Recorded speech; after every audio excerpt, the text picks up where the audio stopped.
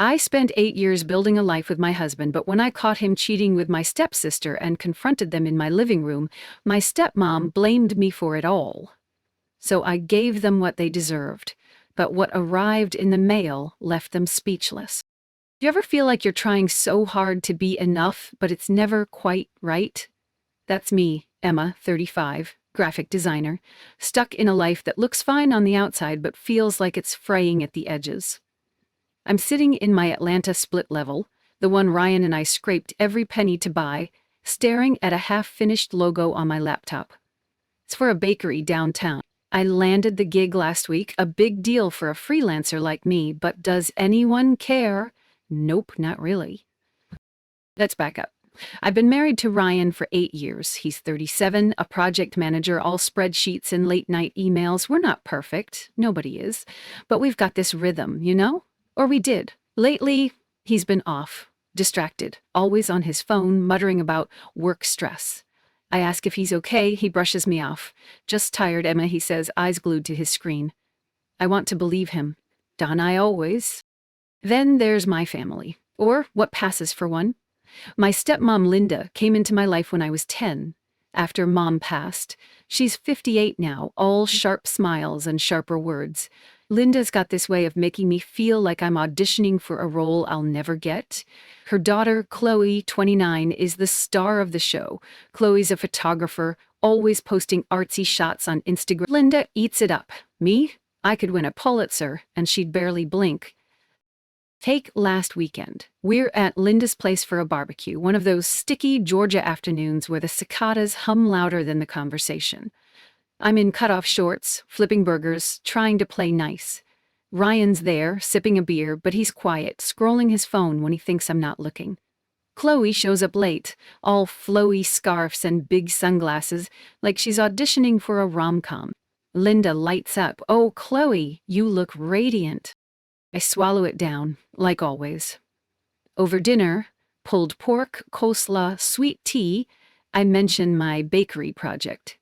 They loved the first draft, I say, maybe fishing for a pat on the back. Might get more work from it. Linda nods, barely glancing my way. That's nice, Emma, nice, like I'm a kid showing her a finger painting. Then Chloe pipes up about her latest gallery show. It's just a small thing, she says, all fake modest, but they say it's getting buzz.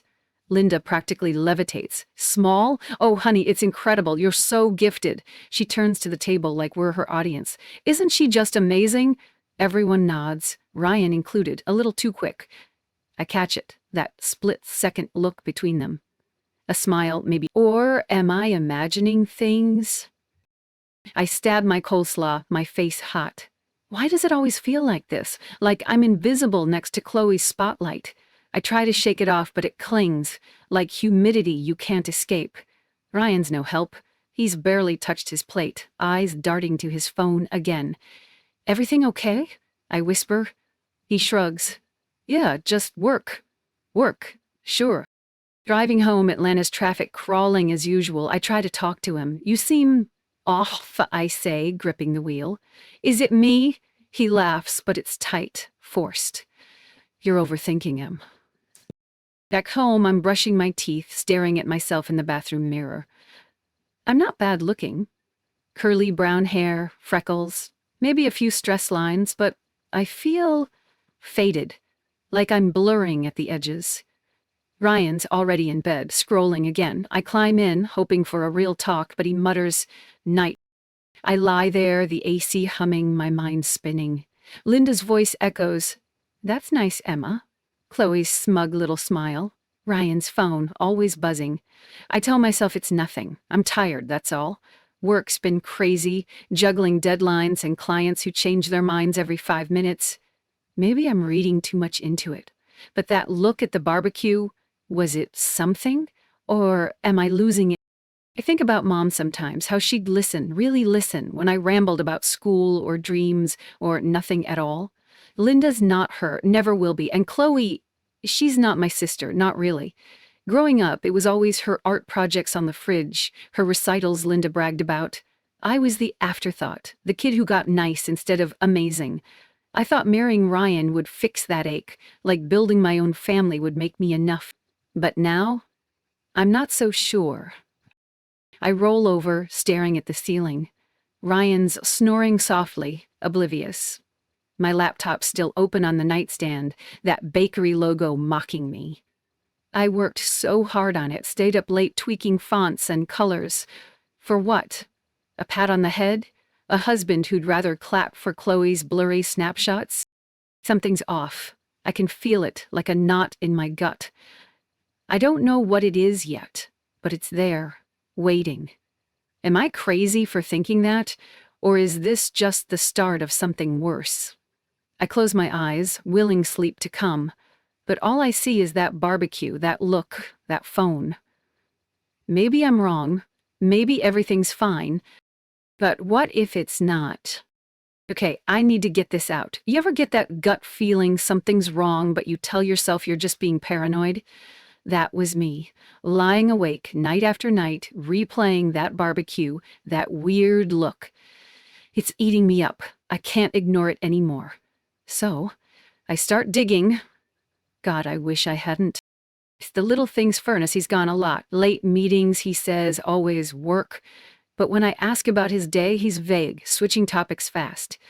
Oh, just the usual, he mumbles, eyes on his phone. You usual? Since when is staying out past 10 the usual? I try to brush it off. Maybe I'm overthinking. Maybe it's stress, like he said. But then I notice his phone's always locked now. He used to leave it on the counter, no big deal. Now, it's glued to him. Why? One night, I'm up late tweaking a design, the house quiet except for the hum of the fridge. He's asleep, or so I think. His phone's on the nightstand, buzzing. I glance over. 3 notifications. I don't know what makes me do it. Curiosity? Fear? I grab it, heart pounding like I'm committing a crime. The screen's locked, but the previews are there. Her name, her. My hands shake. No, no way. This isn't happening. I put the phone down, my chest tight. I tell myself it's a mistake. A client maybe? A friend? But deep down, I know it's her. I crawl back into bed, staring at the ceiling, my mind racing. Miss you already? What does that even mean? I don't sleep that night.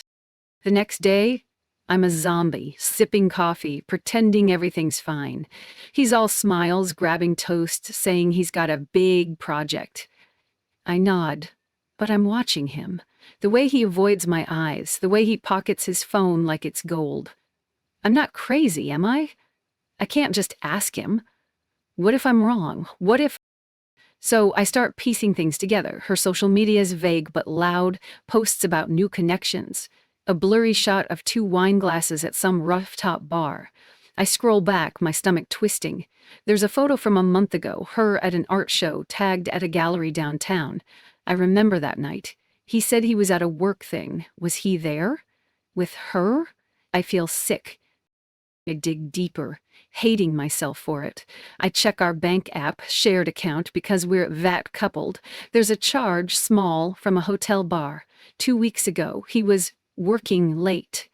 My throat closes up. A hotel? Really? I want to scream, but I don't. Not yet. I tell myself I'm jumping to conclusions.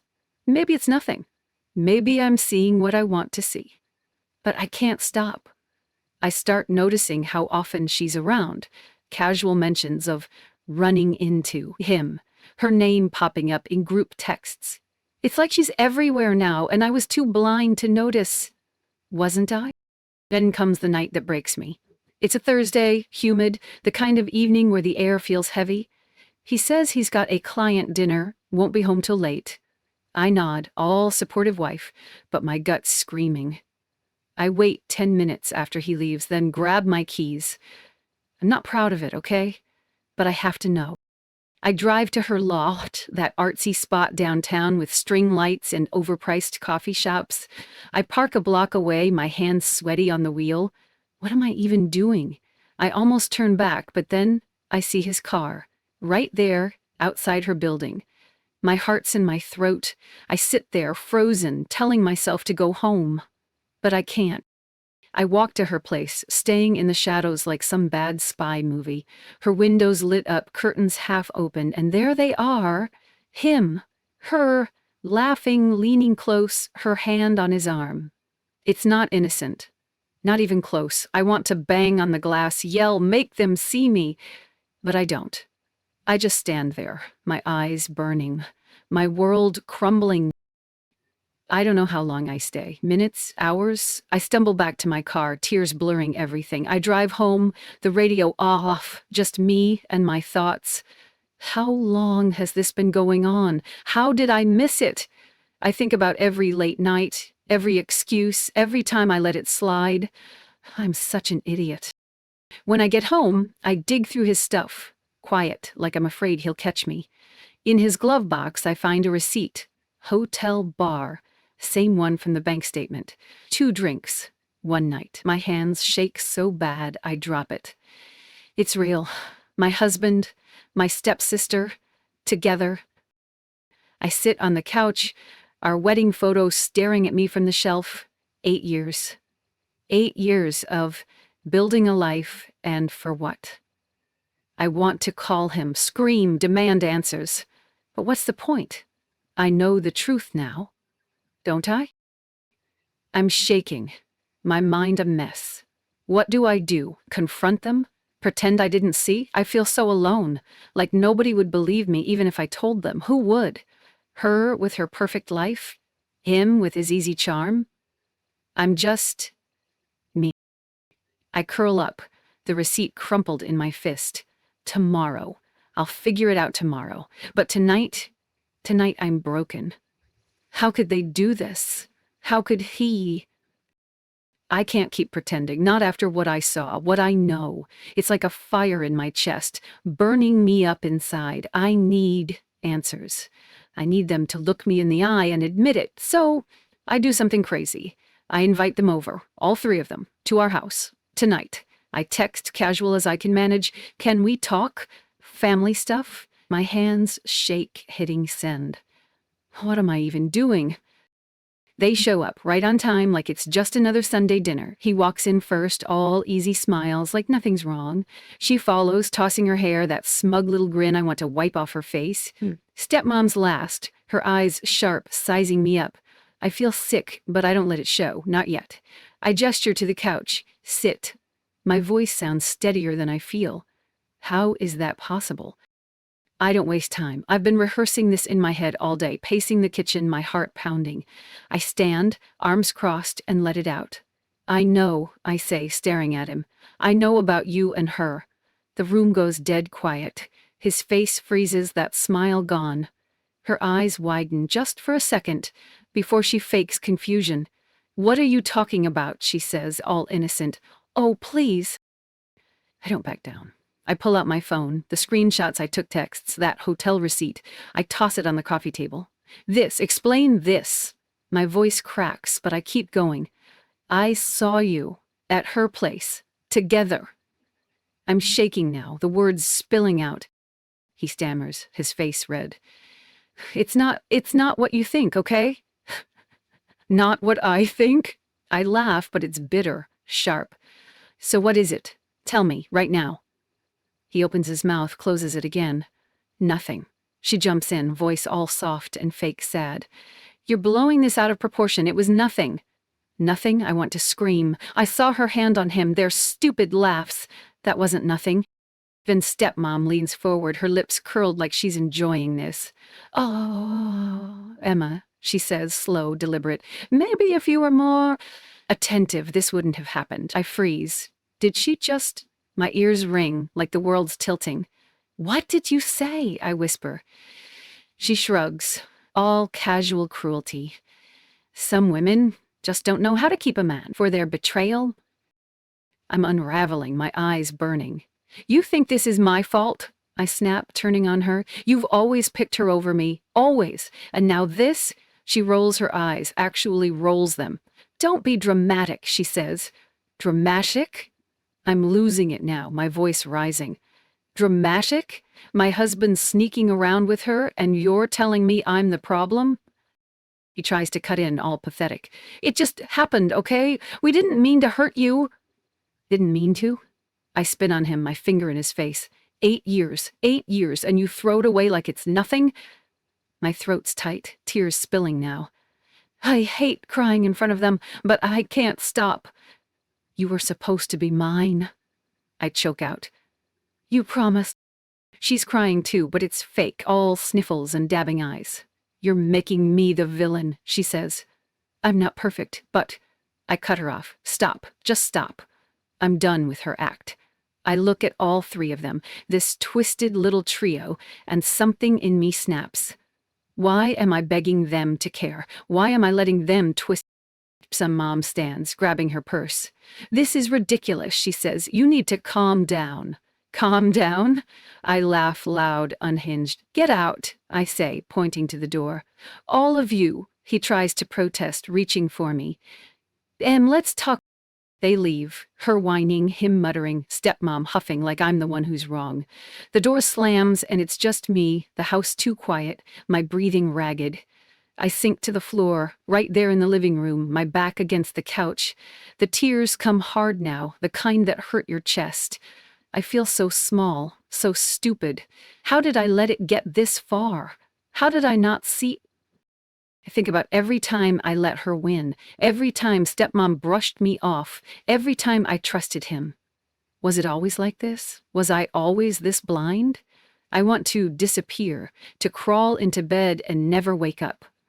But then I look around. Our house, our life, everything we built. No, they don't get to take that from me, do they? I wipe my face, my hands still shaking, and spot those divorce papers on the counter. I printed them last night, half joking, half hoping I'd never need them. Now, I grab them, the paper heavy in my hands. I don't know what's next, but I know one thing. I'm not staying here, letting them walk all over me. Not anymore. I stand, my legs wobbly but mine. You're not winning this, I whisper to the empty room. My voice is small, but it's there. It's enough, isn't it? I clutch those papers, my heart pounding, not with fear now, but something else. Anger. Resolve. Me. They think I'm broken. They're wrong. I'm done crying, done begging for answers that don't matter. That night, after they walked out, something shifted. It's like I woke up, saw myself clearly for the first time in forever. I'm not the problem here. They are. And I'm not letting them drag me down anymore, so I get to work. Not the kind where I'm hunched over my laptop, tweaking fonts. The kind where I take my life back, step by step. You ready for this? First, I call a lawyer. Not tomorrow, not next week. Right then, at 8 in the morning. My hands still shaky from no sleep. I find her online, some woman with a no-nonsense website and 5-star reviews. She answers on the second ring, voice crisp but kind. What do you need? She asks. I tell her everything. Well, the short version, the affair, the lies, those divorce papers sitting on my counter. She doesn't flinch. We'll handle it, she says. Handle it. I like that. We meet the next day at her office, a tiny place with too many plants. She's all business, walking me through the process like it's a grocery list. File here, sign there, serve him the papers. I nod, my stomach twisting, but not with fear, with purpose. He doesn't get to walk away clean, I say. She smiles, just a little. He won't. I leave with a plan and a number to call if he tries anything. For once, I'm not chasing him, leading. Feels good, doesn't it? He tries calling, of course. 3 voicemails in one day, all, let's talk, and I messed up, okay? I don't answer. Why should I? I block his number, then hers, then stepmom's. No more excuses, no more gaslighting. I'm done with their noise. My phone's quiet now, and it's mine. Just like me. The house is harder. It's not just walls and a roof. It's late nights picking paint colors, weekends fixing leaky faucets, dreams we whispered under those creaky beams. But it's tainted now, every room screaming their betrayal. I can't stay, so I call a realtor, a guy with a loud laugh who says the market's hot. It sells faster than I expected. 2 weeks, cash offer, more than we paid. I sign the papers at a coffee shop, my pen steady, the realtor hands me a check, a big one, and I feel nothing. Not sad, not happy, just ready. I sit in my car after, staring at that number, and make a decision. It's not about money, it's about ending this for good. Don't I deserve that? I split the profit 4 ways. Me, him, her, stepmom. Equal shares, down to the cent. Not because they earned it, God no, because I want them out of my life. No strings, no fights over who gets what. I go to the bank, get 3 cashier's checks, and draft a letter. It's short, sharp, like a blade. This is your share. Not because you deserve it, because I'm done. I mail them that day, my handwriting steady, my heart pounding but sure. Is this petty? Maybe, but it feels right. I picture their faces when those envelopes arrive. Him, probably cursing, knowing he can't charm his way back. Her, whining about fairness, like she's ever cared about that. Stepmom, smug until she realizes I'm not begging for her approval anymore. I don't need their reactions. I just need them gone. Isn't that enough? Work keeps me sane. I throw myself into it, late nights on my laptop, coffee going cold. That bakery project, they love it. Ask for more, menus, a website, the works.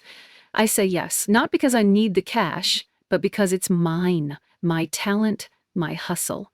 Nobody can take that. I'm good at this, aren't I? For the first time in forever, I believe it. I start packing, sorting through 8 years of stuff. His old sweatshirts go in a donate pile. Her borrowed books, ones she never returned, hit the trash. Stepmom's tacky Christmas ornaments, Goodwill. Every box feels lighter, like I'm shedding their weight. I find a new place, a 1-bedroom with big windows, not far, but far enough. It's not home yet, but it will be. The day I move, I'm sweaty, hauling boxes alone, but I'm smiling. My neighbor, some guy with a dog, offers to help. I wave him off, not because I don't need it, but because I can do this. Me. Just me. I set up my desk first, my laptop open, that bakery logo glowing on the screen. It's good work. I'm good. That's enough, right? I sit on the floor, no furniture yet, just me and a takeout pizza. My phone's off, no buzzing, no drama. I think about those checks, those letters, the house that's not mine anymore. Did they think I'd crumble? Did they think I'd let them win? I didn't. I'm here, still standing, still fighting, not for them, for me. I lean back, the hardwood cool against my palms. This is it. The clean break I needed. No more looking back. No more wondering why I wasn't enough. I am enough. Always was. The world's quiet tonight. Just my breathing, my heartbeat. I close my eyes, not scared anymore. This is mine now. My life, my rules. They're out there. Probably mad, probably blaming me. Let them. I'm done carrying their mess. Tomorrow's a new day, and it's all mine. It's been 6 months, and I'm still here, breathing, living, not just surviving, but actually living. You know that feeling when you realize you're not carrying someone else's weight anymore? That's me, sitting in my new place, sunlight streaming through those big windows I fell in love with. The walls are bare, but they're mine. No ghosts, no shadows, just me. Isn't that something? I'm sprawled on a second-hand couch, a mug of coffee going cold in my hand, my laptop's open, a new project half done, not for that bakery, but a bigger client, some startup with deep pockets. They're plastering my designs all over town, billboards, bus stops, the works. I drive by one sometimes, see my work glowing under streetlights, and think, I did that. Me, not them, not anyone else. It's small, maybe, but it feels huge, doesn't it? I don't check their social media anymore, no point, but word gets around like it always does. He's not doing great, from what I hear. That fling with her crashed and burned, just like I figured it would. They're not together, big surprise. Apparently he's crashing on some friend's couch, job shaky, charm wearing thin. I don't smile when I hear it. I just nod. Why should I care? She's still out there, posting her artsy photos, but the comments are quieter these days. No more, "You're amazing," from Stepmom. No more crowds at her shows. I heard she moved, some cheap apartment across town, chasing whatever's next. Good luck with that. Stepmom's the same, holed up in her house, complaining to anyone who will listen about how I ruined everything. Ruined? I gave them money, a clean break. If that's ruin, they built it themselves, didn't they? I don't hate them. That's the weird part. I thought I would, forever, but it's like the fire burned out. I'm not angry anymore, I'm not sad. I'm just done. I spent so long trying to be enough for them. Good daughter, good wife, good anything. For what? To fit their idea of me? To win a game they rigged from the start? I'm out of that game now, and it feels so... I met a friend for coffee last week, someone from my old life who stuck around. We're at this little place with mismatched mugs, and she's grinning at me over her latte. "You're glowing," she says. Glowing? I laugh, almost choking on my drink. "I'm just me," I say. But she's right, isn't she? I catch my reflection in the window. Messy hair, no makeup, but my eyes are brighter. I'm not hiding anymore. We talk about normal stuff, work, her new dog, some dumb reality show. It's easy, light, like breathing. I don't mention them, and she doesn't ask. That's how I know I'm healing. The past doesn't own me. It's just a story now, one I don't have to keep telling. I pay for our drinks, tip the barista extra, and walk out into the sun. It's warm, soft, like a promise. Sometimes I think about that house, those 8 years I poured into it. I don't miss it, not the way I thought I would. I miss the idea of it, maybe, the life I imagined. But that life wasn't real, was it? It was built on lies, on me bending over backward to please people who didn't care. Letting it go, selling it, splitting the money, wasn't about me. Closing the door, walking away. I take walks now, long ones, no destination. There's this park nearby, all winding paths and old oaks. I go there when my head gets loud, when I start wondering if I could have done things differently. Should I have fought harder, yelled louder, stayed? But then I feel the ground under my feet, hear kids laughing somewhere, and it hits me. I'm free. I never did. Why did I think I had to? One day I'm at the park, sitting on a bench, watching ducks glide across a pond. My phone buzzes. A new email? Another client wanting my work? I smile, small but real. This is my life now. Work I love, a place that's mine, moments like this where nobody's judging me. I'm enough. Always was. It took losing everything to see it, but I see it now. I think about forgiveness sometimes. Not for them, for me, for believing I wasn't worth more, for letting their voices drown out mine. I'm working on it, day by day. Not perfect, but better. Stronger. I'm not running from the pain anymore. I'm living through it, past it, into something new.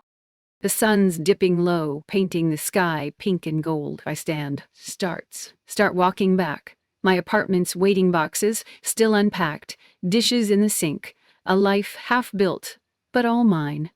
I'll get there. I'm getting there. The air's cool, my steps steady. I don't look back. They're out there, living whatever's left of their lives. I don't wish them ill. I don't wish them anything. They're just gone. And I'm here, whole, or close to it. This is what freedom feels like, isn't it? Not loud, not flashy, just quiet and true. I take a deep breath, let it out slow. I'm home, not the place, the feeling, me, just me. If this hit close to home, hit subscribe, drop a comment, and let's talk. I'm here, and I listen.